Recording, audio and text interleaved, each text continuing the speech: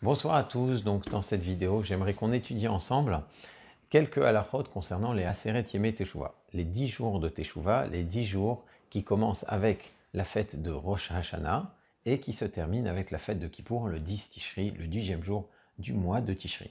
Le Rav Moshe Cordovero, qui est un très célèbre kabbaliste qui marque le début de l'âge d'or de Tzfat, donc au début du XVIe siècle, vers la moitié même du XVIe siècle, dit que les jours qui séparent Rosh Hashanah et Kippour sont comparables aux jours de mi-fête. De la même manière que dans Sukkot, il y a des jours de mi-fête qui séparent le premier jour et le dernier jour qui sont des jours de fête, et de même pour Pessah, eh bien Rosh Hashanah et Kippour en réalité ne forment qu'une seule et même fête, qu'une seule célébration de la royauté d'Hachem, et ces jours-là, ces jours de fête, sont séparés par des jours de fête intermédiaires. Donc étant donné que ce sont des mi-fêtes, eh bien on devrait moins y travailler. On doit plus se consacrer au slichot, à la tfila, à l'introspection, à l'amélioration de son comportement, etc. Donc, dans Masechet Brachot, le Rav, qui est un grand Amora, insiste sur les modifications qui sont apportées au texte de la tfila durant cette période. Alors l'idée essentielle, comme on a dit, des Aseret Yemei Teshuvah, de ce grand Moed qui inclut Rosh Hashanah et Kippour, c'est la proclamation de la royauté du Créateur. En réalité, le Zikaron, le souvenir et la justice, qui sont la spécificité de Rosh Hashanah, et le pardon qui fait la spécificité de Kippour, eh bien, ce ne sont que des conséquences de la proclamation de la royauté d'Hachem.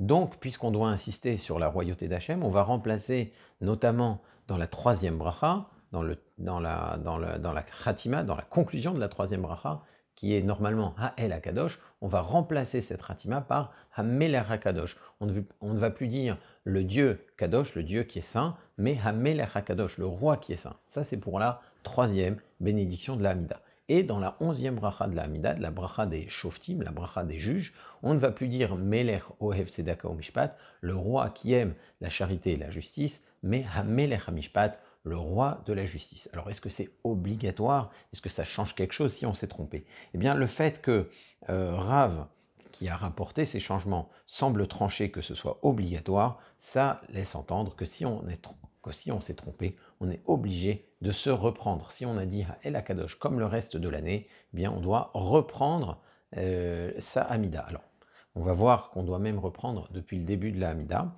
Et ce qui paraît être l'opinion de Rav, c'est que c'est la même chose pour Hamelech HaMishpat, comme on va le voir.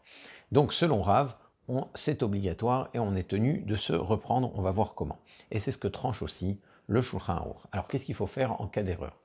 Si je viens de dire Ha'el HaKadosh et je me rends compte immédiatement, je me rends compte dans le laps de temps qu'il faut pour saluer un maître, pour dire les mots Shalom Alecha Rabbi, Shalom à toi maître, ce que l'on appelle dans l'Alcha Torke des Dibour, le temps d'une parole, le temps de cette parole-là qu'il faut pour saluer son maître, eh bien dans ce laps de temps, on peut se reprendre immédiatement et à ce moment-là, on n'a pas besoin de reprendre la bracha. Donc si je dis Baruch Ata Hashem, Ha'el HaKadosh, et je dis Hamelech HaKadosh, étant donné que je me suis repris immédiatement Torke des Dibour, ma bracha est valable, et donc je me suis corrigé juste à temps. Si c'est un Shaliar Tzibour, si c'est un Chazan qui s'est trompé, là aussi, il a ce laps de temps de Torke des Dibour pour se reprendre. Si maintenant je ne me souviens de mon erreur, je ne me rends compte de mon erreur que plus tard, après ce laps de temps de Torke des Dibour, eh bien, à ce moment-là, pour Ha'el HaKadosh, en tout cas pour la troisième bracha, il faudra reprendre la Hamida, le Shmona Esrei, depuis le début. En effet, le Shmona Esrei est composé de 18 brachot, c'est devenu 19 brachot à l'époque des Tanaïm, et ces 19 bénédictions ont 3 brachot en introduction qui sont systématiquement les mêmes, toute l'année, tout le temps, que ce soit Shabbat ou fête, et 3 brachot qui les concluent, qui sont elles aussi toujours les mêmes. Les 3 premières brachot de la Hamida sont dépendantes les unes des autres. Si on doit reprendre l'une d'elles, eh bien on doit reprendre toutes les 3 brachot. Donc si je dois reprendre la troisième bracha, qui est celle de Hamelech HaKadosh, Ha'el HaKadosh, donc Hamelech HaKadosh pendant les Aseret Yemei Teshuvah, je dois reprendre aussi la première, Magen Avraham, je dois reprendre la seconde, Mechaya Metim, et la troisième aussi. Donc il faut reprendre toutes les 3 premières brachot, et donc si on s'est trompé dans Ha'el HaKadosh et qu'on n'a pas dit Hamelech HaKadosh pendant les Aseret Yemei Teshuvah, on doit reprendre depuis Hashem Sefat Tiftar, donc depuis le début de la Hamida. Sauf si bien sûr on s'est repris immédiatement, comme on l'a dit tout à l'heure. Alors la question peut se poser concernant un Chazan, quelqu'un qui est Shaliar Tzibour, qui est officiant, qui répète la Hamida pour tout le monde. Si dans sa répétition de la Hamida, il a dit, comme il en a l'habitude, Ha'el HaKadosh au lieu de Hamelech HaKadosh. Alors s'il se reprend immédiatement, il n'y a pas de problème, comme on l'a dit, mais ici, s'il ne se reprend pas immédiatement, il se rend compte de son erreur, alors qu'il a déjà commencé la brachat suivante, ou bien alors que le laps de temps de Shalom Alecha Rabbi s'est déjà écoulé. Alors qu'est-ce qui va se passer? Est-ce qu'il doit reprendre la Hamida depuis le début, ou seulement depuis cette bracha-là de Ata Kadosh Veshimcha Kadosh? Eh bien, le Shulchan Aruch n'a pas l'air de faire de différence entre le particulier et le Chazan et le Shaliar Tzibour, celui qui prie pour le Tzibour. Ce qui laisse entendre que l'officiant aussi devrait reprendre la Hamida depuis le début. Et c'est d'ailleurs ce que tranche le Kitzur Shulchan Aruch, un auteur plus tardif bien sûr, qui est Rav Shlomo Gansfried. Maintenant, le Rav Ovadia Yosef, il a une démonstration assez intéressante dans Yechavedat, d'accord, dans son Chelek Vav, tu vois la maîtrette, et lui, il pense qu'on peut, pour un Shaliar Tzibour, se contenter de reprendre à la bracha de Ata Kadosh. Ah oui, mais les 3 premières brachot ne forment qu'une, donc il devrait reprendre la Hamida depuis le début. Alors, il s'appuie sur un Yerushalmi qui affirme que le fait qu'on ait récité une Kdusha, puisque on est dans la répétition de la Hamida, dans la répétition de la Hamida, il y a une Kdusha avant la bracha de Ata Kadosh, on dit Negdishar, Venaharitzach, etc. Donc il y a eu une Kdusha qui est récitée en Tzibour, en public, qui forme une interruption, une coupure entre ces 3 brachot et qui fait que Ata Kadosh c'est comme une nouvelle bracha, une bracha à part. Donc un Chazan n'aurait pas à reprendre depuis le début de la Hamida, selon le Yechavedat, mais juste à partir de Ata Kadosh. Seulement, cette position du Rav Ovadia Yosef, elle est très discutée, elle est même discutable, elle est notamment rejetée par le Or Letzion, Rav Betzion Abba Shaul, le Rav Moshe Levi, qui considère que ce Yerushalmi ne constitue pas une preuve.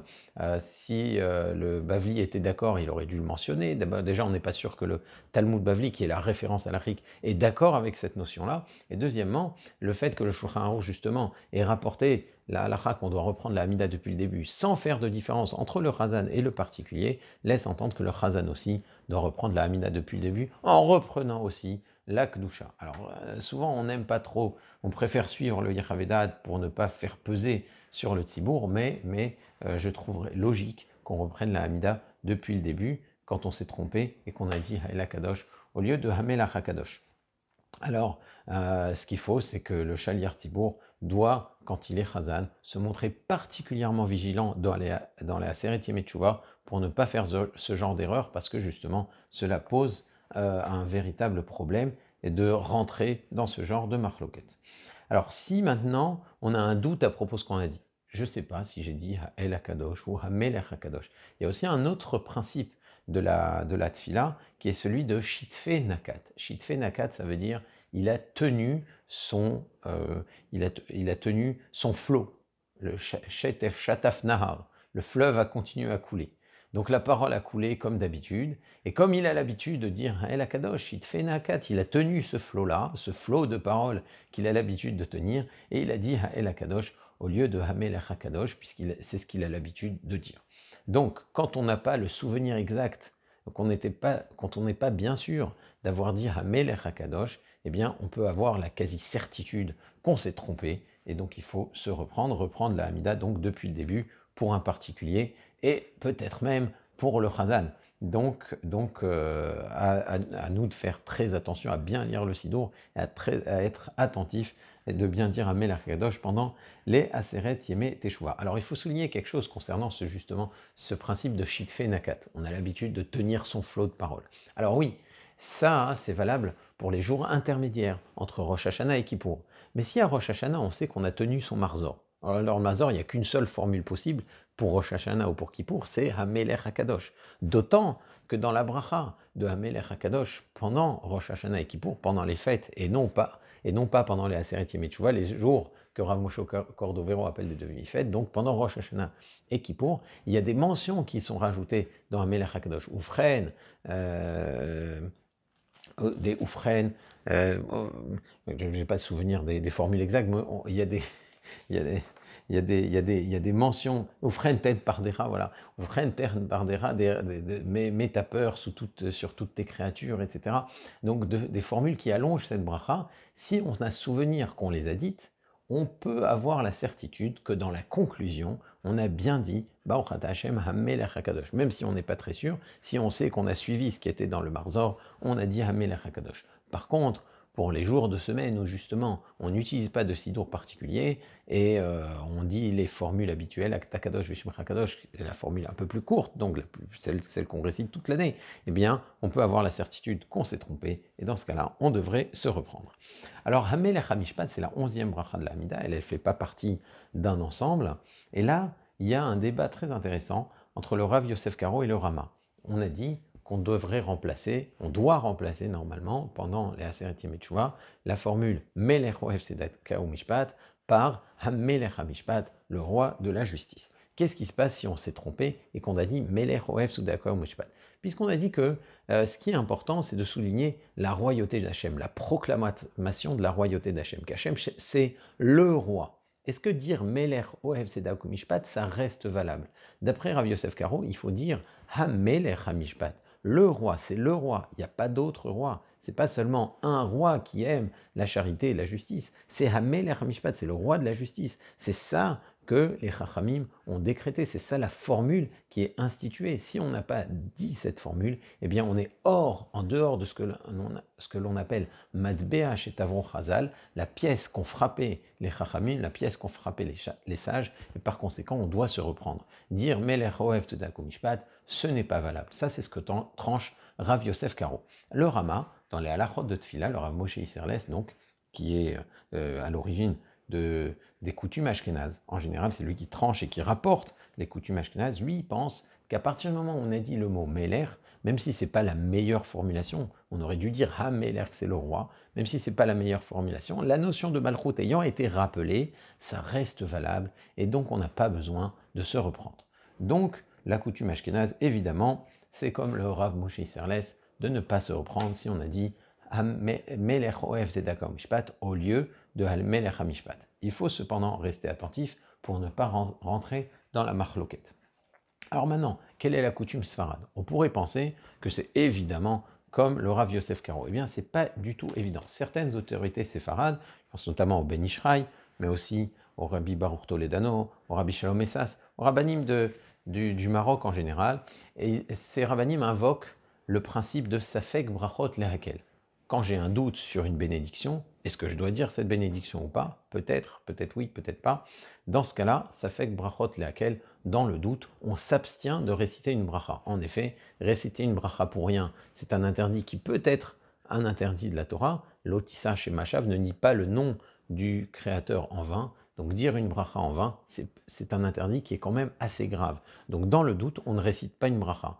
Je ne sais pas si je me suis déjà acquitté de la mitzvah du loulav, j'ai déjà tenu le loulav, peut-être qu'en faisant cela, j'ai déjà réalisé la mitzvah. Dans le doute, je ne vais pas dire à nouveau la bracha du loulav à Kideshanu parce que j'ai peut-être déjà réalisé la mitzvah. Donc là aussi, ce que disent ces décisionnaires, c'est est-ce que je dois me reprendre quand je n'ai pas dit Melech HaMishpat et je l'ai dit uniquement Melech Ohev Tzedaka u'Mishpat. Peut-être que ma bracha est valable. Rav Yosef Karo me dit reprends la bracha. Le Rav Moshe Isserles me dit ne reprends pas la bracha. Dans le doute, je m'abstiens et je continue tranquillement ma Hamida. Voilà ce que disent le Ben Ishraï, le Rabbi Baruch Toledano et Rabbi Shalom. Et ça, c'est d'autres encore. Donc, dans le doute, mieux vaut éviter de se reprendre. Alors le Rav Yosef, à ce sujet, il a une position qui est très intéressante. Ce n'est pas le seul d'ailleurs à avoir cette position-là. Et il dit que, et ça correspond d'ailleurs à un autre minhag qui était répandu dans les autres pays d'Afrique du Nord, notamment. Il fait remarquer que la Hamida, le Shmoneh Esrei, ce n'est pas simplement une série de brachot. C'est une série de brachot, une série de 19 brachot, 18 à l'origine, d'où le nom Shmoneh Esrei. C'est une série de brachot qui sont dépendantes les unes des autres. Ça veut dire que si une des brachot venait à manquer, ou si une des bénédictions, une des brachot venait à être incorrecte, demandée à être reprise, eh bien toutes les brachot qui sont récitées à la suite ne sont pas valables. C'est-à-dire que si je me suis trompé et que j'ai mentionné les pluies en été par exemple, ben c'est complètement faux. J'ai pas le droit de mentionner les pluies en été. C'est pas un bon siman, les pluies en été. Je vous encourage à écouter la vidéo sur les Geshamim, sur les mentions des pluies en été et en hiver. Donc, toutes les brachot qui suivront cette bracha-là, qui n'étaient pas valables, doivent aussi être reprises. Donc, je dois reprendre la Birkat Hashanim sans la mention des pluies, de façon correcte, et ensuite toutes les brachot qui suivent.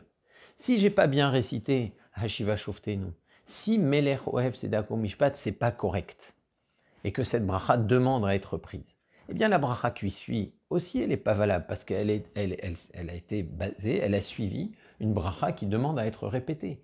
Les brachot de la Hamida doivent être récitées dans l'ordre, et dans l'ordre, les unes après les autres, et si une est correcte, l'autre peut suivre. Mais si l'une n'est pas correcte, aucune autre bracha ne peut suivre. Donc selon Rav Yosef Karo, est-ce que j'ai le droit de continuer ma Hamida? Eh bien non.